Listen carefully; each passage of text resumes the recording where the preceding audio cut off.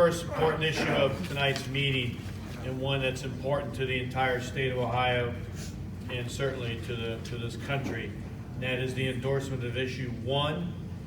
And as the members of the Franklin County Republican Central Committee and Executive Committee in the support of the Franklin County Party, we need to understand that an election is 22 days away. Early voting starts October 8th. That's when this election starts. And that the prerogative of the chairs of the Executive and the Central Committee, and together with the request of several members of this body, is brought forth to this committee, and is a recommendation hereby that we endorse a vote no on state issue 1 and its unacceptable gerrymandering scheme by the deep state political appointees therein. I'd ask for somebody to please move for that endorsement. I move. A second. We got a move by the entire body. We've got a second by the entire body. Thank goodness. We would invite the Honorable Ohio Treasurer Robert Sprague to come forward and explain the importance of this endorsement and this issue.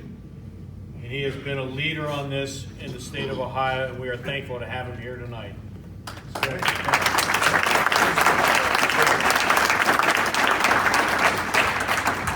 Well, look, you didn't come here to hear me speak tonight, so I'm going to be very short about this because it sounds like a lot of you already understand what a disgusting constitutional amendment this is.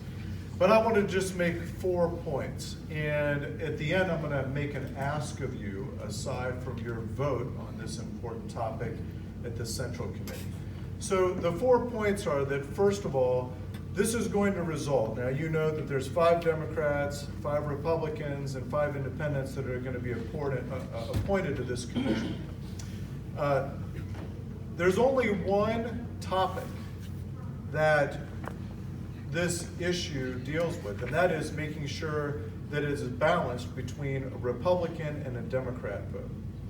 And so this is going to result, quite frankly, in gerrymandered districts like we've never seen before in the state of Ohio. I mean, you think the districts now look a little bit jumbled? I mean, right now they're drawn for compactness and to try to keep counties and cities together.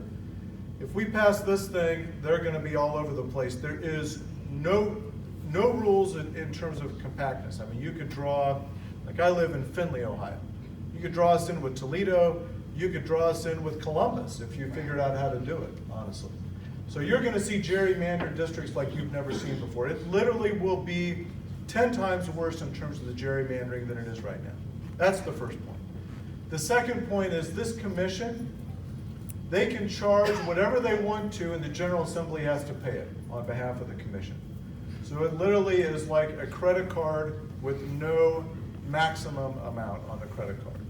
The third thing that I want to point out, the third point is that these people are wholly unaccountable to the people of the state of Ohio. Wholly unaccountable. They draw a bunch of maps that you think are horrible and unfair. You can't get rid of them. Oh, and you can't even challenge it in the Supreme Court, except on one topic. Do you know what that is? Whether or not it's balanced in terms of Republican and Democrat. That's it. That's the only reason that you can take something to the Supreme Court.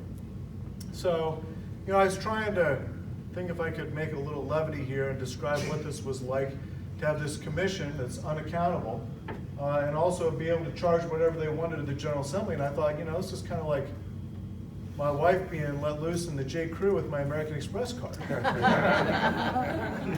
I'm just kidding. I'm just kidding. She's a much better spender than I am, much more conservative. But I mean, really, it's kind of absurd that the commission can just charge whatever they want to the Ohio General Assembly. And then the final thing that I want to mention is that at the end of the day, as Republicans, you know what this is about, right? This really is just about having the Democrats be able to draw the districts. That's what this is all about. So right now, the Republicans are in control of the apportionment board. By the way, I was in the House when we passed the current way to draw the districts, and it was, I think the vote was over 70%. Very bipartisan. Republicans, Democrats together said this is the way that we should draw districts in the state of Ohio. This is not about a fair way to draw districts in the state of Ohio. It's simply is about having the Democrats appoint their people that they like to be able to draw the districts that will help them win, not just in the State House, but also in Congress. This is really about control of the United States Congress when we get right down to it. So I wanted to make those 4 points. So here's my ask of you at the end. First of all, I would ask that this committee wholeheartedly and enthusiastically, with much resplendence, I had to use that word, that's sexy. Wholeheartedly endorse the defeat of issue 1. And the second thing that I would ask of all of you is, I was out in out at the event this weekend, and some of the speakers got up and asked people to do things like text 5 of your friends about this. And I thought, I don't think anybody's going to text 5 of their friends right now in this current election cycle. But here's one thing I think you could do. Does anybody have a Facebook? Anybody have a Facebook page? Yeah. No, I didn't. All right. How about a Twitter page? Anybody have a Twitter page? TikTok? Anybody out there with TikTok? No. Okay, no TikTok. I got the TikTok, right? Instagram? All right. You could post something about the costs, charging the taxpayers without anybody having to say about it. Voters don't like that. You could post that on Instagram. You could say that the districts are going to be more gerrymandered than they ever were, and that's the truth. You could post that on Facebook. You could say that these people are unaccountable to anybody, anyone. And that would be true, and you could post that on Twitter. That's the way we get our message out about this. So with that, I'm going to conclude, save the rest of your meeting and any remaining time.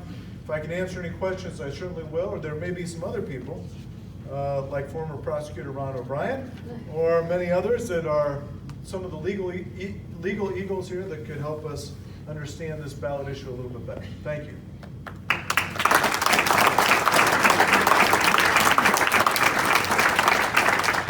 Yes. I have an easy question for you. Sure. Are there any signs available?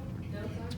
I don't know of any signs. Does anyone know of any signs? One more week, we should One have more signs from the ORP. Yes. Sir, you forgot to say at your last, the point that it's no recourse as far as going to the Supreme Court is the only recourse. I think that has to be brought out, because if there's no recourse and this thing goes through, then it's done deal. And I think if you focus on that, I mean, for me, that has the most impact, because people don't care about the money, because money goes and flows. But if you have no recourse, that to me is a stake in the ground. So I just wanted to make that clear. You didn't say put that on Twitter and Facebook, but I think that in there, if I hear there ain't no recourse, there ain't no opportunity to go back and look at it again, that to me is a stake in the ground. Mr. Whitaker has a great voice, and I know you all heard that. So thank you very much. And I mean, this is what this is about. It's about taking control away from the people. This is our government. We should be making these decisions, and unless we have the ability to recall people, they will never listen to us. And that's what I think this is about. Also, I wanted to mention one other thing that Mr. Whitaker just kind of reminded me of very, very briefly. For years and years, we have drawn a minority-majority congressional district around Cleveland. And this was first drawn in, and Louis Stokes became the first African-American congressman from the state of Ohio. And this will eliminate all the minority-majority districts. And my friend John Barnes from Cleveland is going around, he's a Democrat, but I mean, he has a head on his shoulders, and he's going around the state and he's campaigning against this because he's saying, look, this is going to eliminate a lot of the minority-majority legislative districts and the minority-majority congressional districts. And we're going to lose a lot of African-American congressmen, congresswomen, and legislators. And I don't think that's right either. So I appreciate you bringing up John Barnes, because my wife and I, ex-Representative Bernadine Kennedy Kent, had a press conference at the Lincoln Cafe. Now, I sent out a short snippet of that press conference where John Barnes was talking, and he was making it clear, about the fact that it ain't a Republican-Democrat matter. It's about those Slytherins getting in and being able to create a situation where they could control this whole thing about the assigning people as representation. So it really needs to be looked at, and I sent a copy out of a little bit of that speech. So if you look on your email, you'll see that speech in there, and you can look at that. You also put that on your Facebook because it's pretty comprehensive, and that's coming from a Democrat. Absolutely. And John Barnes, I got to tell you, he's the salt of the earth. He's a good man who stands up for what he believes in. It takes, by the way, tremendous courage for him to step forward and say anything about this. All right. I think I'm getting the hook here. Thank you very much.